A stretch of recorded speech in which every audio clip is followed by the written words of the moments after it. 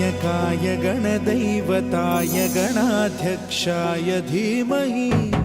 गुणशरीराय गुणमण्डिताय गुणेशानाय धीमहि गुणातीताय गुणाधीशाय गुणप्रविष्टाय धीमहि